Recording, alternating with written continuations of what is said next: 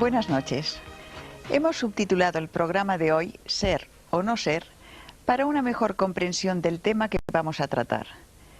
El mundo, el tipo de vida nuestro, está basado y substanciado en el curso espacio-temporal en el que transitamos. Embebido en los acontecimientos de ese movimiento espacio-temporal, el hombre olvida sus raíces, y sobre todo las raíces de su yo real, y más que ser en el mundo, simplemente está. Y ese estar le pone a merced de lo circunstancial y lo transitorio, o sea, en manos del sufrimiento y de la muerte. Olvida lo permanente en función de la imagen cíclica y cambiante que le ofrece su ojo exterior y su mente más física. Por otro lado, desde la más remota antigüedad, han existido sistemas de enseñanza que empujan al individuo, desde la superficie al interior de sí mismo, desde la potencialidad de su imaginación a la realización y actividad de esa misma potencialidad, o sea, a la progresiva liberación de sus ataduras, tanto físicas como emocionales, como mentales. Vivimos ahora, en nuestra sociedad contaminada, nuestra sociedad occidental, vivimos el ofuscamiento y la pesadez que, emanando de lo cotidiano, ahoga esa realidad profunda de la que hablábamos. Se aprenden demasiadas cosas inútiles, se compite por casi nada y se obstruye masivamente y particularmente el canal que conecta lo divino con lo humano. Las técnicas de las que hoy nos hablarán nuestros contertulios pertenecen a diferentes culturas, pero la finalidad de la misma es desempolvar nuestra dormida conciencia a través del método de la meditación. El problema está, pues, en elegir entre ser un individuo o simplemente estar en el mundo sin ningún sentido. Todo ello es una sugerencia para una mejor expresión vital. Escúchenlos. Voy ahora a presentarles a nuestros invitados que les hablarán, pues, de meditación y conciencia. Con nosotros está Jacobo Grinberg, psicofisiólogo, profesor de Psicología de la Universidad Nacional Autónoma de México. Ha escrito más de 36 libros. Carlos Ortiz, investigador de la relación existente entre las técnicas de meditación chamánicas de Don Juan Matus y las del místico español San Juan de la Cruz. Antonio Carán, director de la Casa Tíbet México, representante oficial del Dalai Lama, experto en budismo tibetano. Y don Rodolfo Flores, chamán mexicano, maestro en meditación chamánica mexicana. José Colastra, finalmente, especialista de nutrición ortomolecular y además autor de bastantes libros, 15 libros, creo, ¿verdad, José? Más o menos, sí. Bueno, pues la primera llamada que vamos a hacer es una definición, yo quisiera que me hicierais, de conciencia. A ver, ¿qué es para vosotros conciencia? Para luego, porque se va a hablar mucho en este coloquio, entonces vamos a definir esa palabra. Jacobo, ¿quieres empezar? No se puede definir. O sea, está más allá de definiciones. Si se pudiera definir, estaría limitada o sería algo menos que la definición. Ten en cuenta, perdóname que te interrumpa, que aquí nosotros en Europa tenemos, no sé, muy marcada, no sé si vosotros también, como definición de conciencia algo referente a la moral. Por esto quería que lo aclarases. ¿Comprendes? No, bueno, Quiero decirte, claro, que hicieras esa distinción. O sea, no, el término conciencia tiene una acepción, sí, como ética, volverse consciente de ciertas normas o las normas, pero realmente a eso no creo que nos refiramos cuando hablamos de conciencia, y es en ese otro nivel que no se puede definir. Podríamos decir que, por ejemplo, la cualidad de la experiencia es conciencia. Tú cuando ves una luz, realmente detrás o en el hecho, en la cualidad luminosa, está la conciencia. La luz no existe ni afuera ni adentro. O sea, no existe como un fenómeno físico, como tal como luz. En el espacio lo que existen son una serie de ondas electromagnéticas, cambios fotónicos. Tampoco existe en la actividad cerebral como luz. Como luz, en esa cualidad perceptual, es conciencia. De la misma forma el sonido. O sea, el sonido a nivel de espacio, físicamente no existe sonido. O sea, no existe nada en el universo físico similar al sonido. Lo que llamamos sonido es una cualidad de la conciencia, tal y como la experimentamos. O sea, si tú analizas a nivel físico lo que percibimos como sonido, pues es un conjunto de cambios vibracionales de moléculas de aire, pero no hay sonido ahí, como tampoco existe sonido a nivel físico, fisiológico. O sea, si tú penetras al cerebro y tratas de encontrar el sonido ahí, tampoco existe. Entonces es también una cualidad de la conciencia. De tal forma que la conciencia podría, en este nivel, no de normas éticas, ¿no?, conceptualizarse como lo que está por detrás de cualquier acto perceptual, lo que sostiene la cualidad misma de la experiencia. Esto podría ser. Y existen muchos niveles de la conciencia. He mencionado dos. Digamos, la cualidad perceptual visual, la cualidad sonora, son dos niveles de conciencia, pero existen muchísimos otros niveles de conciencia y todos tienen en común el pertenecer a ese algo que está por debajo de todo, pero no se puede definir. Yo quisiera a partir de ahora que todos interviniesen en el momento que quisiesen sin esperar que yo diese entrada, porque esto es una conversación entre amigos y que cada uno aporte lo que le parezca más conveniente. ¿Seguimos la ronda? Bueno, yo sí creo que Jacobo maneja un concepto muy profundo y muy amplio de la conciencia, ¿verdad? En realidad a mí me ha fascinado el concepto de la conciencia como un factor común que puede definir la evolución, ¿verdad? Porque ahora ya sabemos cómo poder definir la definición, la evolución. Se habla ya de la evolución de la conciencia. ¿Qué es lo que evoluciona la conciencia, ¿no? Claro, en los términos más simples, la conciencia es una forma de percibir la realidad. Entonces yo percibo la realidad de una forma y después evoluciono mi conciencia y voy a percibirla de otra manera, así de simple. Pero ese es un aspecto de la conciencia abarca todo, ¿no? Efectivamente. Es algo muy amplio. Pero sí hay, para definir esa evolución, se hablan de grados de conciencia. Van incrementándose los grados de conciencia, de claridad, de percepción de la realidad, de sentir la realidad, de comprenderla, de entenderla, ¿verdad?, conforme se va evolucionando. Y es algo tan sencillo como decir, bueno, en la infancia nosotros teníamos un nivel de conciencia, ¿no? En la juventud hay otro nivel de conciencia y en la edad adulta hay otro nivel de conciencia. ¿Hay alguien adulto? Ah, una pregunta. Porque creo que debe ser muy difícil En todo llegar a la edad adulta, ¿eh? No lo digo con sorna, ¿eh? Sí. No, la madurez. Una persona plenamente madura, sí, digamos que sería una persona en un máximo grado de conciencia. Se puede definir así, ¿verdad? Desde el punto de vista budista también esto presenta un problema, en el sentido de que la evolución de la conciencia no tiene fin y no tiene principio. Es un continuum de procesos de percepción, como chispas en la realidad, que se van gestando momento a momento ad infinitum. Y en ese sentido, en la pregunta que usted hacía con relación a ¿hay alguna vez, en algún momento se es maduro?, es una pregunta que se hace mucho dentro de la tradición budista con referencia al estado último desde nuestro punto de vista de evolución humana, que es la budeidad, ¿no? Sí. Y se dice entonces si la budeidad es ese estado adulto, ese estado en donde se llega a esta maximización de la capacidad correcta de percibir la realidad.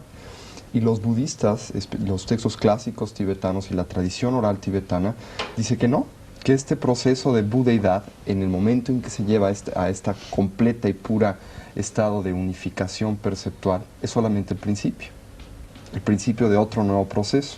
Y cuando se termine ese nuevo proceso, también ese estado de finiquitación de ese proceso, ¿no?, es el principio de otro, ad infinitum. Entonces, cuando hablamos de conciencia, hablamos de un proceso tremendamente complejo y, como bien decía Jacobo, muy difícil de definir, porque depende de a qué nos refiramos con conciencia. La conciencia, por ejemplo, desde el punto de vista tibetano, puede llamarse la conciencia intelectual, por ejemplo, que tiene que ver con todos estos procesos lógicos de raciocinio matemático que todos tenemos y que aprendemos a realizar a través de nuestra experiencia de vida, ¿no? Y que tienen por propósito fundamental desglosar la realidad, categorizarla y hacerla familiar. Este es un tipo de conciencia, no la última, solamente un proceso de conocimiento. Pero hay un tipo de conciencia mucho más profundo, a la cual los tibetanos llaman yeshe. Y este tipo de conciencia la definen con una sola palabra: luminosidad. Y no es que sea una bola de humo luminosa que tengamos en algún lugar del cerebro y brille, sino es simplemente la capacidad de iluminar, en otras palabras, de hacer presente y de hacer parte de, un poco lo que definíamos como simplemente el conocimiento en sí, el darse cuenta. Y de hecho conciencia se puede traducir como este darse cuenta. Pero aquí volvemos a otro problema: ¿quién se da cuenta? ¿No? Entonces este es un problema que se trata mucho dentro de la tradición budista. No hay un punto central que se dé cuenta. Es un proceso unificado, pero muy complejo de definir también. Don Rodolfo, ¿cómo lo ve desde su punto de vista? Desde nuestro punto de vista chamánico, sin niveles académicos ni nada, lo vemos de la forma más sencilla. El despertar de la conciencia es encontrarse a sí mismo, y dentro de ese encuentro en sí mismo encontrar la luminosidad en el amor y en compartirlo hacia los demás por medio de la manifestación del espíritu, a través de el bien por el bien mismo. Es como nosotros lo concebimos, nada más. Colastra. Bueno, es una pregunta Hemos hecho la primera ronda. Sí, es una pregunta un poco difícil porque tiene dos lecturas: el nivel humano y la posibilidad de que conciencia se pueda describir desde otro nivel. Desde el punto de vista del nivel humano, pienso que el doctor Grimper tiene muchísima razón, porque el término conciencia es muy difícil de definir si lo limitamos exclusivamente a nuestro enfoque, a nuestro nivel. Pero desde un nivel trascendente, yo diría que conciencia, la cualidad que caracteriza de forma más precisa al término conciencia, es la de una presencia integrada, pues podríamos decir del verbo, es decir, de lo trascendente, de lo sutil, de lo que está más allá de lo contingente. Una presencia.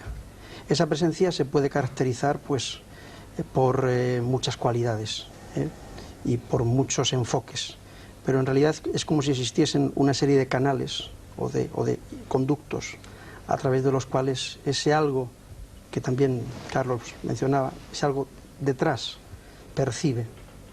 La naturaleza de ese algo es la que los místicos han tratado de averiguar y han tratado de conectar, y eso les ha producido pues una serie de fenómenos que hemos llamado pues aparentemente milagrosos, pero creo que es una presencia integrada.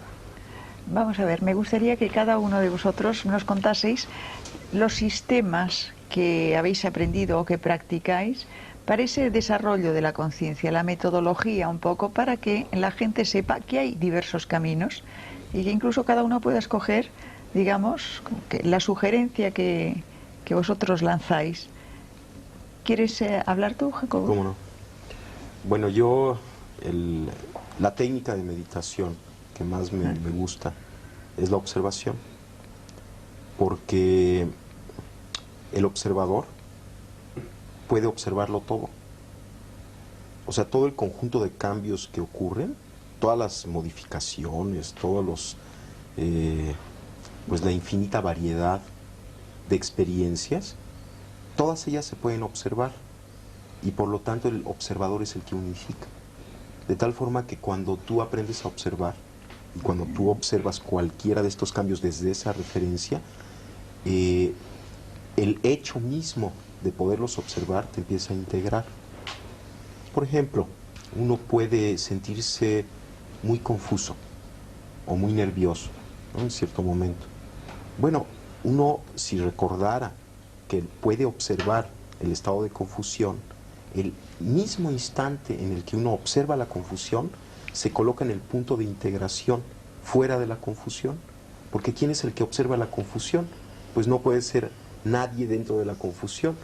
Por lo tanto, en ese momento uno recuerda que la naturaleza propia está más allá de esa confusión. Esto no quiere decir que la confusión no exista o que no esté ocurriendo. Está ocurriendo, es un fenómeno que está aconteciendo, pero el observador se encuentra siempre un paso adelante, por así decirlo, de toda la experiencia que está aconteciendo. O sea, de la no identificación con la circunstancia.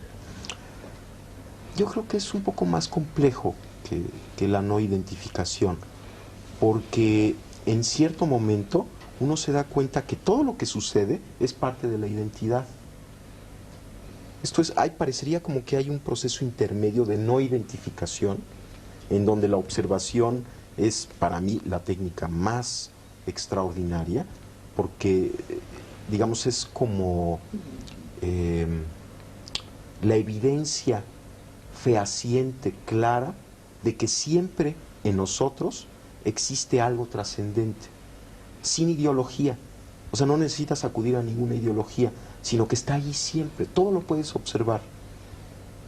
Y siempre hay algo que está observando con quien te puedes conectar. Y aquí lo pongo entre comillas semánticas, esto de con quien te puedes conectar. El simple hecho es que lo puedes observar y el observador se coloca fuera del evento. Pero después de integrar todos los eventos, o sea, cuando acompañas tu vida cotidiana de la observación, empieza a suceder algo, empiezas como a encontrarte contigo mismo. Es una técnica, es una herramienta simplemente que te ayuda a unificar, porque por definición el observador es lo que unifica. Entonces, utilizando la observación, incrementas la posibilidad de unificación en ti mismo. Y llega un momento en que simplemente te conectas con la realidad, estás en la realidad. Y en ese momento, toda la discusión acerca de identificación o no identificación ya no existe. Estás más allá de identidades o no identidades. Pero tuviste que pasar por un periodo intermedio de desidentificación a través de la observación para llegar después a algo que es dificilísimo definir, lo que es ese contacto con la realidad. Porque ahí ya no hay ni afuera ni adentro, ni siquiera hay observador, ni observado, no hay observador ni observado. Simplemente eres tú mismo. Y todo lo que acontece, acontece. O sea, acontece. Y no importa, todo es igualmente importante. Sí, a mí me gustaría apoyar lo de Jacobo, pero dando la interpretación simbólica que da San Juan de la Cruz al respecto, que es muy claro. En su famoso poema de la Noche Oscura, habla que el alma sale de sí misma, ¿no? En la oscuridad de la noche, ¿no? Cuando ya la casa está quieta, sosegada, en silencio, ¿no? Es un simbolismo clarísimo de la idea del observador. Por eso es tan importante saber que cuando se está observando a uno mismo, ¿verdad?, está uno en el nivel del alma, hablando del cristianismo, ¿no? En el caso de don Juan Matus, hay esa percepción dividida. Y cuando uno está observándose, ¿verdad?, está uno en una especie de percepción dual, y en uno de los niveles de esa percepción está uno en lo que llama el conocimiento silencioso, o sea, en el nivel del espíritu, ¿no? Y en el otro está en el nivel de la razón, ¿no? O sea, coinciden perfectamente tanto San Juan como don Juan. Y ese es el trabajo de hacer que el alma salga. Durante la meditación se supone que el alma sale, se oscureció el cuerpo, se suspendió el diálogo interno, ¿verdad? Eso ocurre, se supone, durante la meditación. Y la meditación que propone don Juan Matus es, a través de esa suspensión del diálogo interno, como que nos vamos separando hasta que nuestra percepción queda dividida. Y sí considero que es un proceso muy importante de intermedio antes de llegar a algo más avanzado, como lo decía Jacobo, pero creo que el primer paso es desidentificación. De hecho, toda la idea cristiana, todo lo que plantea Jesucristo es una desidentificación, es un desapego. La idea de la renuncia es esa, desidentificarnos de esa involucración que decías muy bien en la introducción, ¿no? ¿Cómo estamos? No somos, sino estamos en un proceso de involucración total con el mundo, ¿no? Entonces tenemos que salir del mundo. Pero no es del mundo, digamos, el mundo de todos los días, sino del mundo de acá adentro que hemos introyectado. El mundo de los apegos el mundo exteriores. De los apegos y de las identificaciones. Es del que nos tenemos que salir, el alma tiene que salirse y ubicarnos. Y a partir de ese trabajo de estar como en una percepción dual constante, entonces vamos a empezar un proceso muy importante, ¿no? Que ya estaba describiendo Jacobo, ¿no? Había un programa de televisión hace muchos años que se llamaba ¿Cómo es, cómo se hace? Pues esa es la pregunta que voy a lanzaros ahora a todos. Si quieres contárnoslo desde el punto de vista budista, luego volvemos y os vais interrumpiendo y vais comentando. Sí, claro. Y seguimos. Desde el punto de vista budista, definir un poco este proceso de trabajo interior o de trabajo psicológico, porque de hecho es un trabajo psicológico que desde el punto de vista budista está muy alejado de toda una metodología religiosa o una visión mística. Es una transformación de nuestra percepción para percibir correctamente. Y si lo tuviéramos que definir en pocas palabras, creo que lo haríamos con 3. Primero, un proceso de concentración. ¿Qué es un proceso de concentración? Desde la perspectiva budista y de hecho desde la perspectiva psicológica, uno de los graves problemas en la percepción humana cotidiana, normal, común y corriente, es el hecho de que nuestra mente, por malos hábitos, ¿sí? Psíquicos o mentales, no puede estar en un solo momento y en un solo lugar integralmente. Esto quiere decir que constantemente brinca al pasado o brinca al futuro. Si nosotros cerramos nuestros ojos un momento y hacemos el experimento, veremos cómo si nos ponemos la idea pera en la cabeza, muy pocos de nosotros podemos permanecer en la idea pera, porque se nos ocurre que hemos dejado la leche en la cocina con el fuego prendido, que mañana tenemos que ir al doctor o al dentista, o que se nos va a hacer tarde para el trabajo, y brincamos, ¿no? Constantemente. No estamos aquí y ahora, que es lo único que existe en la realidad. El primer proceso, este primer proceso que tenemos que integrar dentro de nosotros mismos, que es un poco de lo que hablaba el doctor Greenberg y de lo que hablaba Carlos Ortiz, es primero aquietar al cuerpo, ¿no? Dejar que duerma en esa noche oscura para que el alma pueda salir. Obviamente esto desde el punto de vista budista de que el alma pueda salir es un simbolismo. Nada sale, ¿no? Ni entra tampoco. Este es el primer paso. El segundo paso dentro del sistema o la tecnología budista en este sentido es la apreciación. Una vez que paramos, ¿sí?, esta serie de proyecciones que le hacemos a la realidad y de prejuicios que son el resultado básico de estar en el futuro y en el pasado, de prejuiciar mi realidad o de proyectar en ella fantasías, y específicamente formas fantasiosas de existencia, que son que las cosas las vemos como eternas, independientes y no cambiantes, ¿sí? O tratamos de verlas así, y esto está completamente en contradicción como con las cosas realmente son, transformativas, impermanentes, interrelacionadas, etcétera. Empezamos a través de esta concentración de ver una sola cosa en un solo momento a apreciar la realidad. En otras palabras, a ver lo valioso, único y extraordinario que es cada evento de percepción. Poéticamente hablando, el mundo tibetano le llama a esta percepción, a esta apreciación de la realidad, el descubrir la magia de lo ordinario. El hecho de que cada evento, por ordinario, común y corriente que aparente ser, es extraordinario, porque algo vivo y algo real acontece en cada instante y en cada momento. Este es el segundo paso, es este extrapolarse o salirse, que insisto, no es un salirse, sino es un abrirse, es un apreciar la realidad. Y después de esta concentración y de esta apreciación de la realidad, viene el entendimiento de la misma. Y el entendimiento de la misma es la fusión directa, la integración o la síntesis de la percepción con la realidad, más allá de sujeto experimentador y objeto experimentado. Esto no quiere decir que hay un extra, un espíritu en los aires que percibe más allá de esto, sino que desde el punto de vista psicológico lo que sucede es que lo que importa en este momento tan especial de percepción ya no es el observador que se desdobla para percibir y trae a sí mismo la percepción, sino la relación. deja de importar observador y observando, y lo único que existe e importa es la relación, un poco lo que veníamos hablando. Este proceso requiere de una tecnología, no viene por sí solo, se tiene que cultivar, porque todos nosotros vivimos en el mundo, primero que nada, como decía Platón, de la doxa y de la opinión, en el mundo de las interpretaciones, de las proyecciones y de los prejuicios, pero también en el mundo de los inventarios. Todo lo metemos a nuestro inventario, todo lo metemos a nuestras categorías, y muchas veces dejamos de ver las cosas como son. Y cómo son, ¿sí? Es un problema muy extenso dentro de todo este conjunto de desarrollo de la conciencia. Pero podríamos decir desde el punto de vista algo budista, algo muy, muy sencillo, pero muy bello. ¿Cómo son? Extraordinarias, únicas. Poco es eso.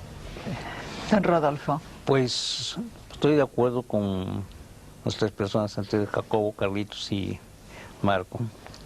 Nosotros también llevamos el mismo sistema de la concentración primero para poder llegar a un desarrollo psíquico y poder tener la suficiente capacidad de desligarnos de la vida real, que se le llama aquí, ¿no?, para llegar a la vida interior y poder percibir todo lo que está a nuestro alrededor. Pero las técnicas pues no varían, son las mismas, ¿no? La concentración, la entrega total, ¿no?, el desprendimiento de todas las cosas que nos atan aquí, en el aspecto materialista. Pero vamos a ver, nosotros, por ejemplo, si pensamos en una actividad de un budista, nos imaginamos a un señor sentado en la postura del loto, rapado, vestido de amarillo y en una celda de un monasterio o en un templo. ¿Ustedes cómo lo hacen?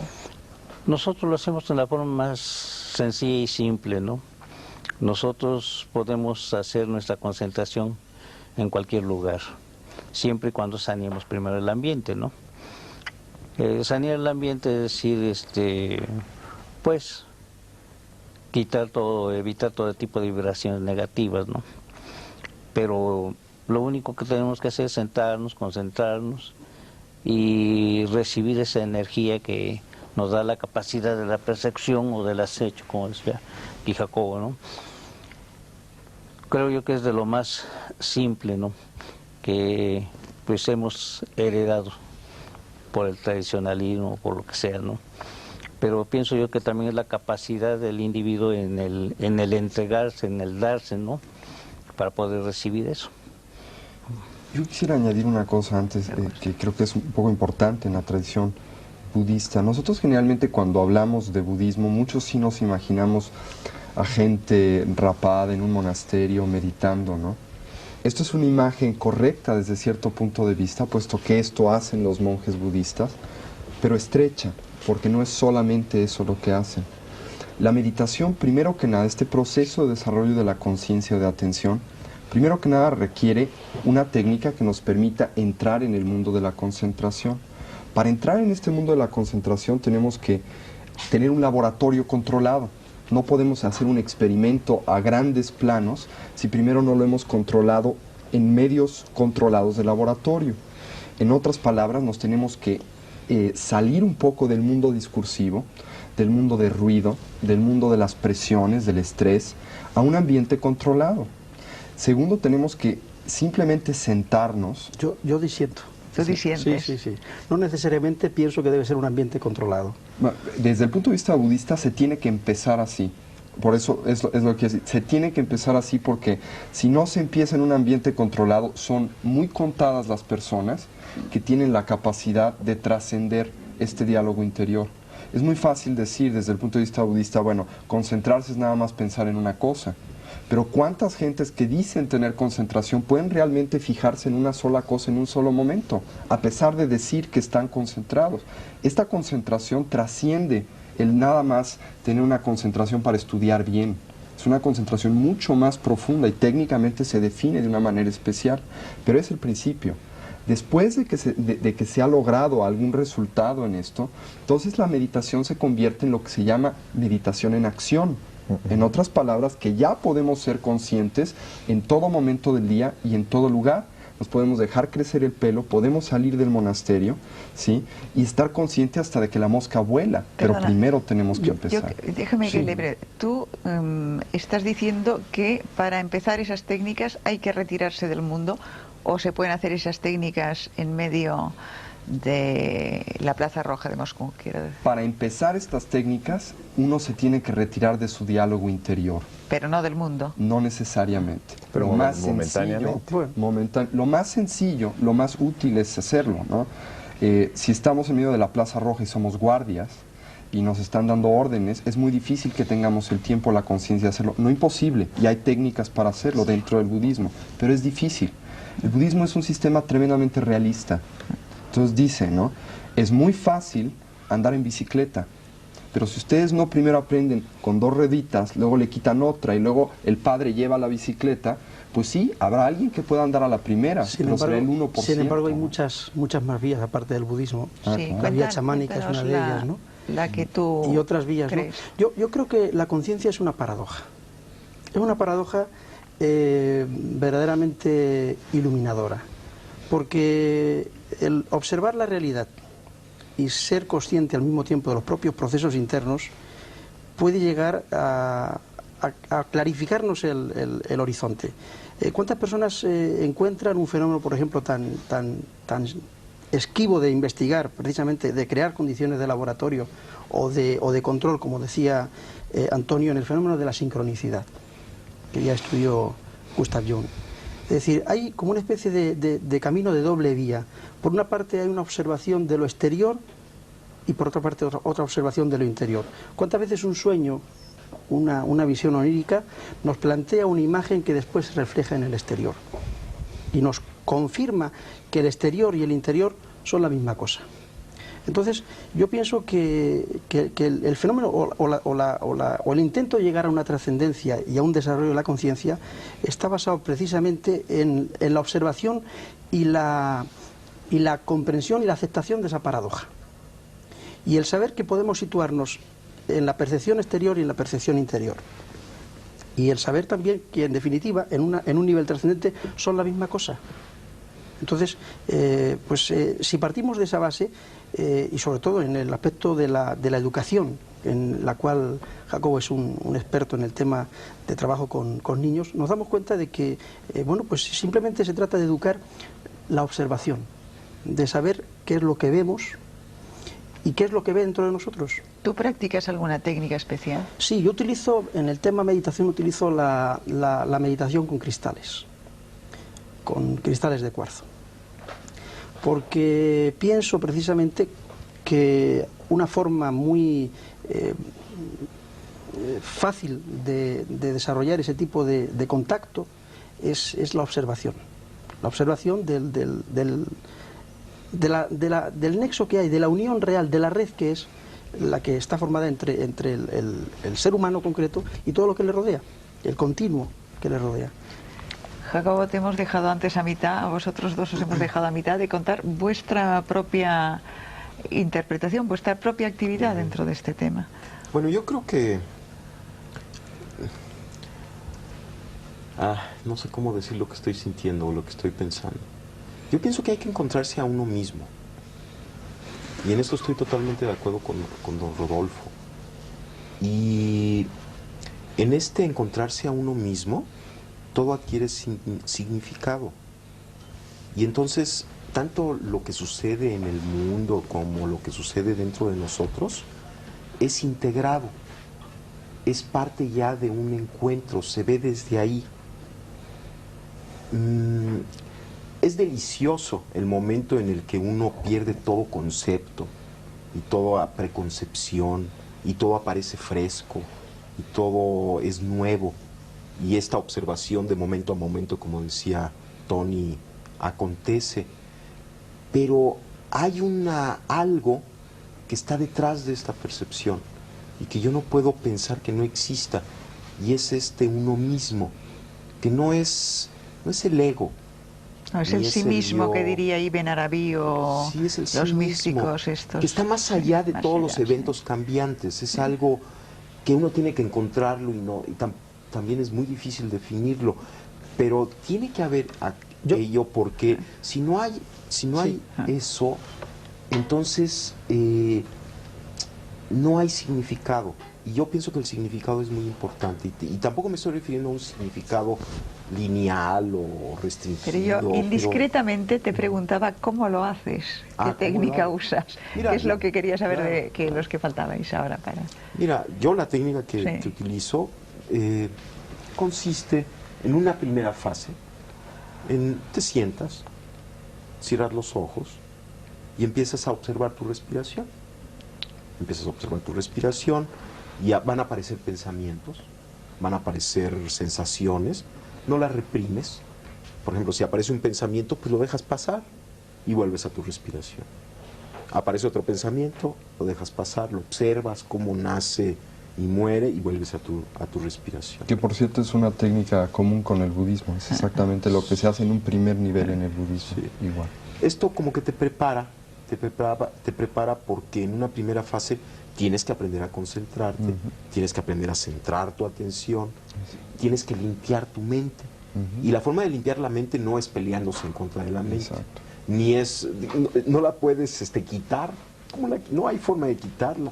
Y si peleas en contra de ella es lo peor que puedes hacer. Constreñirla, que no piense, eso no se puede hacer. La fortaleces, pero tampoco pienso que es malo tener mente.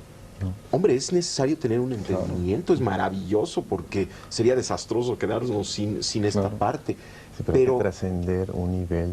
Claro, pero esta mente que nos molesta, estos pensamientos repetitivos, yo pienso que sí hay que limpiarlos, y la forma de limpiarlos es aceptarlos.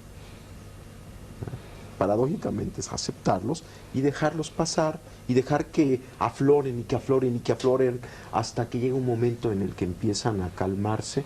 Y entonces uno puede fundirse con la respiración, estar en ese punto. Bueno, esa es una primera fase de la técnica.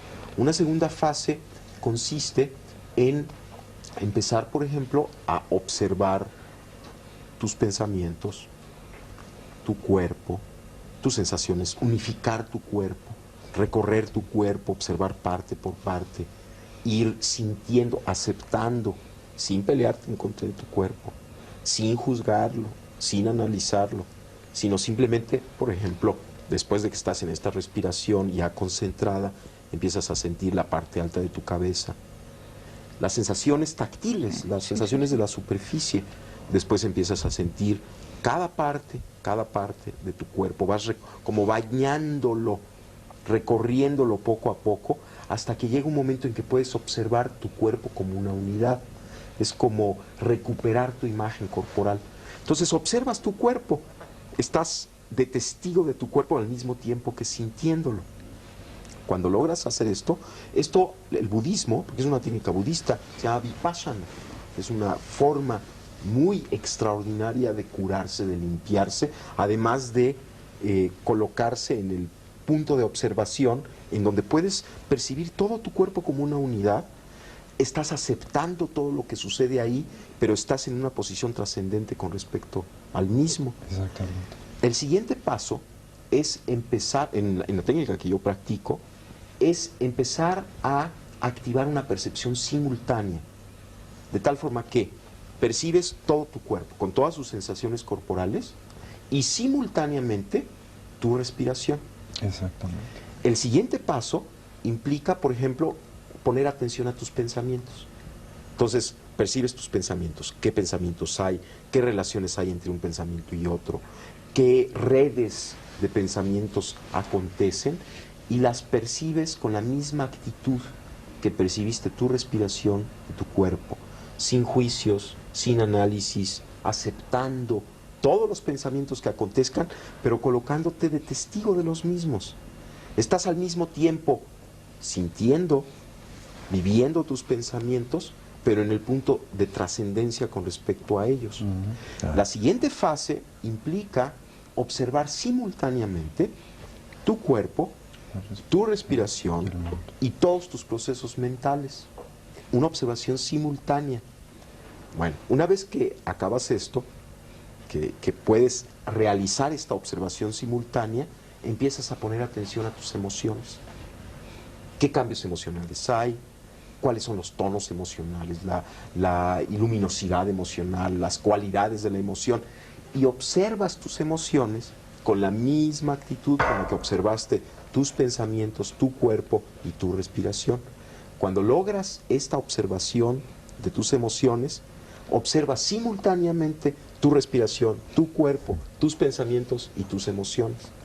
Después empiezas a observar de la misma forma tus imágenes internas, hasta que logras una percepción, una observación igual que como observaste el otro, sin juicio, sin análisis de tus imágenes internas, y haces simultánea la observación de tu respiración, tu cuerpo, tus pensamientos, tus emociones y tus imágenes internas. Pero El siguiente paso consiste en observar los sonidos del medio ambiente y observarlos de la misma forma en la que observaste tus pensamientos, tus emociones, tu cuerpo, y hacer una observación simultánea de medio ambiente, cuerpo, emociones, pensamientos, etc. Después, observar el mundo visual. Llega un momento en que cuando puedes hacer una observación simultánea de todos los componentes de tu experiencia, sucede algo extrañísimo. Hay una especie de umbral que se atraviesa y te conectas contigo mismo. Pero ¿quién es el ti mismo con quien te conectas? No se puede describir, porque está unificando todo aquello.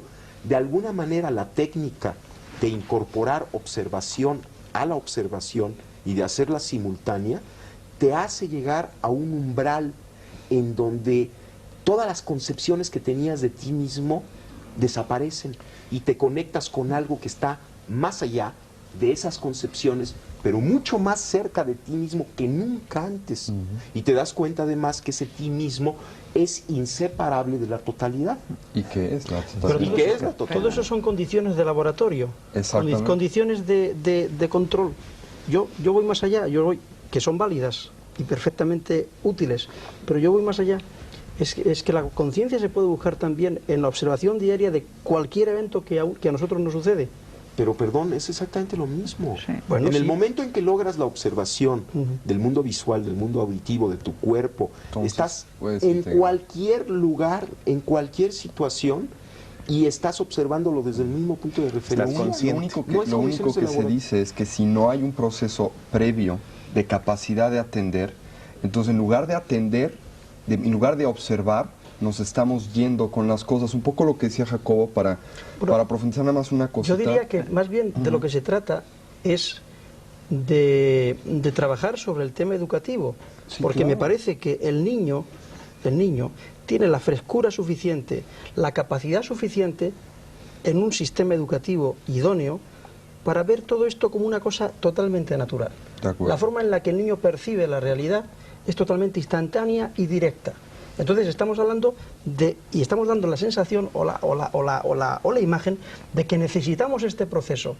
Y posiblemente lo que necesitemos no es este proceso, sino no degradar una capacidad natural que tenemos desde que llegamos al mundo y que podemos ir ampliando progresivamente. Pero es otro tema. Esto depende. Perdona que diga, pero como este programa lo hacemos para personas que deben estar hechas una ruina, entonces casi mejor Pero es que no damos hablemos de damos la niños. impresión de que Sí. necesitamos No, para adultos, digamos, mejorarnos. estábamos contando un Eso poco es. la historia. Me Claro. perdonáis, pero Carlos Ortiz Sí, que sí, sí. no ha dicho Me su gustaría parte mucho en este tema. continuar con el simbolismo, Sí. ¿no?, de San Juan de la Cruz.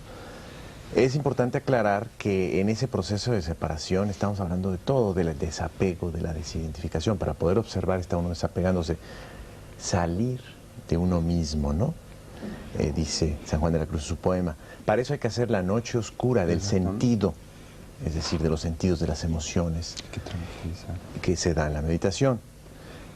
O se puede dar instantánea, porque hay que hablar de la meditación momentánea e instantánea, vamos a decirlo así, ¿no? Se tiene que dar la noche oscura del entendimiento, o sea, se ve la realidad sin juicio, y ahí se entra la percepción directa. Ahí está. Por eso hay que hablar de ese tipo diferente de Claro. meditación, pero que hay que entrenarla en el laboratorio, como dices, en la meditación de sentado, ¿verdad? Y se da la noche oscura de la memoria, o sea, de ubicarse en el aquí y el ahora, olvidarse del pasado y olvidarse del futuro, así tiene que ser, ¿no?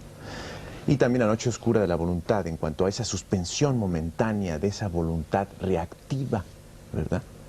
se suspende de pronto, por un momento.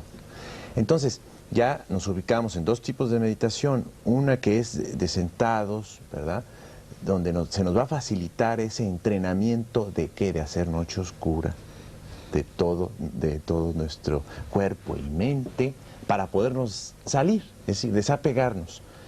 Con ese entrenamiento ya podemos ir a la realidad, con los ojos abiertos, ¿verdad?, y estar practicando esa observación de silenciarnos, ¿no?, instantáneamente, y ver el mundo, ¿no?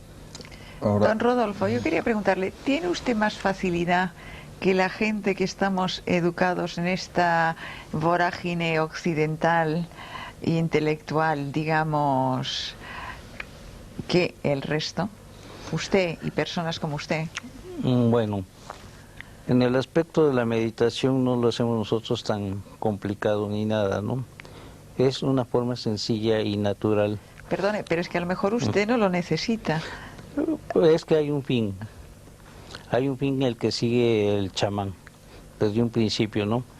El chamán piensa en el aspecto de nosotros, ¿por qué quiero ser chamán? ¿Por qué quiero conocer esto? ¿Para qué lo quiero? ¿Para qué lo necesito, no? Entonces viene el desprendimiento del ego, o sea, lo necesito y lo quiero para servir a los demás, para darles a los demás, para participar en la vida activa de la sociedad, pero inculcando una nueva idea de la desintegración del materialismo. ¿Pero solo con este fin o va más allá? El fin también de llegar a la evolución, el fin de alcanzar mayores niveles de conciencia, el acercamiento, por decirlo, a Dios, ¿no? De llegar hacia Dios. El chamán en México se basa mucho sobre la filosofía o la doctrina del Maestro Jesús de Nazaret, ¿no? Amar al prójimo como a ti mismo. Entonces seguimos todos los principios de ello. Si vamos a hacer una cosa, la vamos a hacer con todo el amor debido para que salga bien. Si no tenemos esa capacidad de amor, pues no podríamos hacer nada. Si lo hiciéramos por el dinero, lo hiciéramos por los obsequios, o lo hiciéramos por todo ese tipo de cosas, o porque se nos corresponda con agradecimiento y esas cosas, pues no sería seguir esa enseñanza.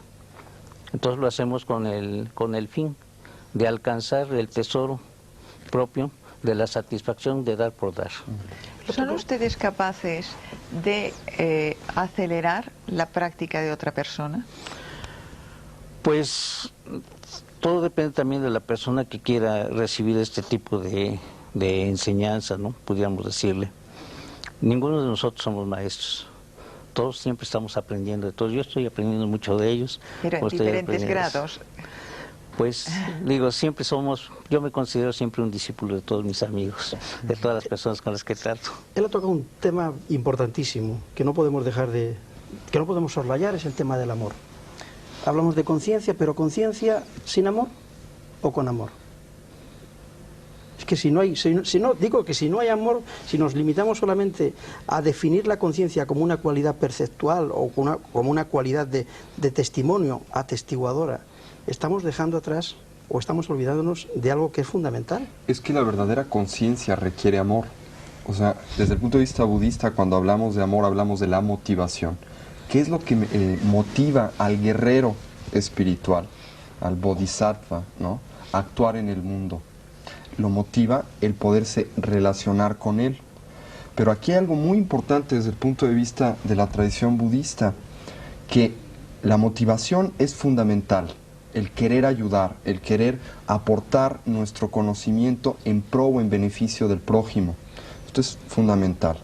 Pero otro de los temas muy, muy importantes que tenemos que tocar es que no es suficiente el querer ayudar, hay que saber ayudar, porque si no, lo único que vamos a hacer es contribuir con nuestro caos personal al mundo.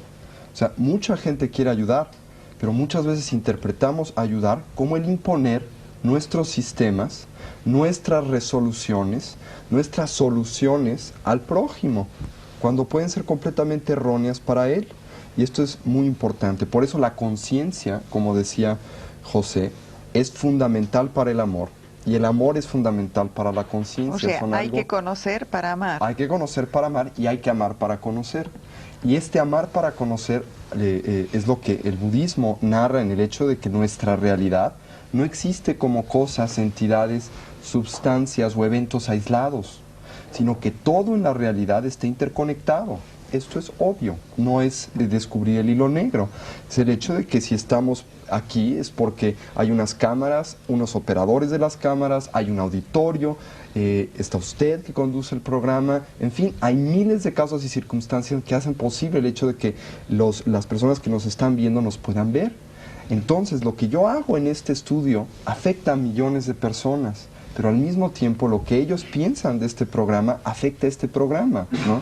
Entonces, mi motivación tiene que ser poder ayudarlos a ellos. ¿Cómo? Agradándoles para que el programa pueda existir, ¿no? En otras palabras, este conocimiento de cómo existen las cosas, esta sabiduría, esta conciencia, que es esta interrelación, me brinda amor, porque obviamente cuando me doy cuenta que todo está interpenetrado, que todo se interrelaciona, me tiene que interesar todo, porque si no me interesa todo, tampoco me puede interesar yo. Es un poco lo que el Dalai Lama dice que es el egoísmo educado o el egoísmo sabio, a diferencia del egoísmo estúpido. Es el quererme ayudar sabiendo que para poderme realmente ayudar tengo que ayudar a todo lo demás. Y esto es muy importante. Pero sí quería hacer esta aclaración. Estoy de acuerdo completamente con lo que hemos dicho, pero que no es suficiente querer ayudar.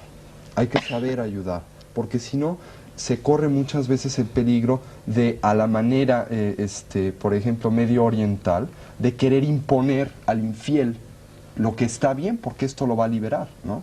Y entonces pues vamos a matar a todo mundo, etcétera. El ¿no? problema que acabas de nombrar no es tanto de una imposición, sino de un desconocimiento de su propia ley, que no es lo mismo. Ujú. ¿Eh? Yo quisiera decir algo. Yo me refería a un umbral. En esta observación simultánea tiene toda una base o explicación fisiológica este umbral. Y es algo muy, muy espectacular el llegar a él.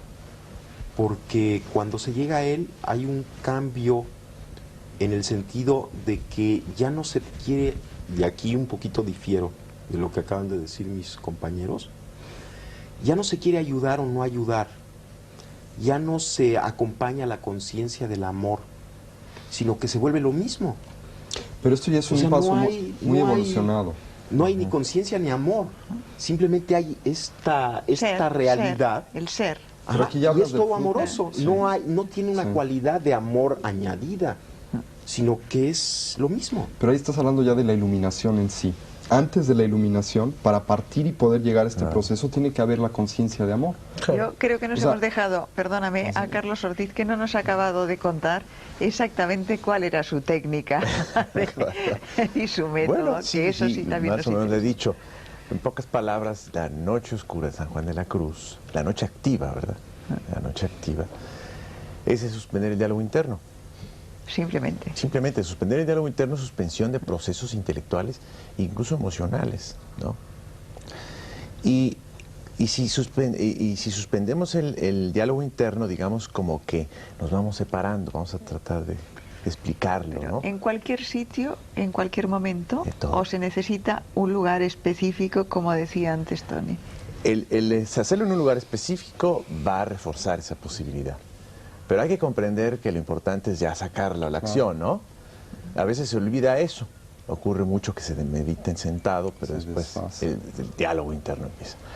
Entonces, eso va a reforzar a la clave de todo, que es suspender el diálogo interno. Entonces, en la vida salimos a suspender, a parar el mundo, porque es tan difícil suspender el diálogo interno, que es parar todo un mundo, es parar todo nuestro mundo que traemos aquí. Y se va dando, curiosamente, ese proceso como de separación conforme vamos suspendiendo el diálogo interno, hasta que vamos quedando separados.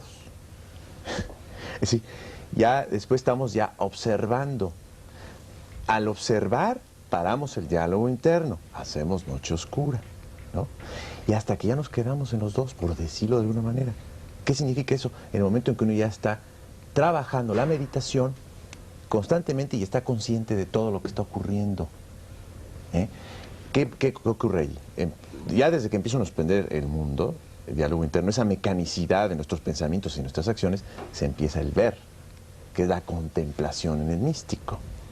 Ya empieza a ver uno los significados profundos de la existencia. ¿Por qué? Porque ya está uno en la percepción directa del mundo. Antes uno veía con el filtro, decía don Juan, que estábamos siempre un paso atrás, ¿no? Porque entre yo y el mundo está la descripción que tengo en mi cabeza. Entonces estoy viendo el mundo a través de un filtro, ¿no? Entonces hay que apagar ese filtro a través de la suspensión del diálogo interno. Ya veo directamente, ¿verdad? Hay la percepción directa y ya estoy como dividido, lo cual me va a llevar a la larga a un proceso impresionante que me va a permitir ir conciliando los opuestos de la vida. O sea, si logro mantener esa posición de meditación activa, de estar en dos lugares al mismo tiempo, como dice don Juan, estar en el lugar del conocimiento silencioso y de la razón al mismo tiempo, si mantengo esa posición, se empiezan a conciliar los opuestos de la vida y empieza uno a ver la vida de otra manera. Así es. Yo Es un quería poco saber... la paradoja que yo mencionaba Sí, antes al de la principio. conciencia de doble vía. Ahora, yo quería preguntaros una cosa. La ¿Una paradoja. mayor adquisición de conciencia es de alguna manera un mayor desarrollo energético? ¿Hay una relación entre conciencia y energía? ¿El proceso de aprendizaje genera una mayor energía en el individuo o un mayor despliegue? ¿Y hay una relación Pero ¿desde qué punto de vista quieres? energético, Desde el punto de vista fisiológico, por ejemplo. biológico? Bueno, si el desarrollo de la conciencia implica una expansión de la misma, como parece ser que lo implica, Bien, ¿no? Y por lo tanto, evidente. la expansión de la conciencia implica que cada vez te abres a mayores y mayores realidades, las haces tuyas, dejas de estar separado de mayores y mayores realidades, y en eso es la expansión de la conciencia. O sea, tu conciencia primero era la consecuencia o la consideración de que tu yo estaba restringido a tu cuerpo. a Pero no tu me estoy personalidad. refiriendo solo a esto, ¿eh? Yo me estoy refiriendo a niveles energéticos Sí, sí. concretos. ¿eh? Sí, ahí voy. Más sutiles. Entonces, si la expansión de conciencia implica el incorporar lo que antes era externo a ti como parte de ti mismo, ¿sí? Si esto es así, entonces definitivamente... Suscríbete y dale manita arriba al canal. Manual de espiritualidad y conciencia para subir más videos como estos.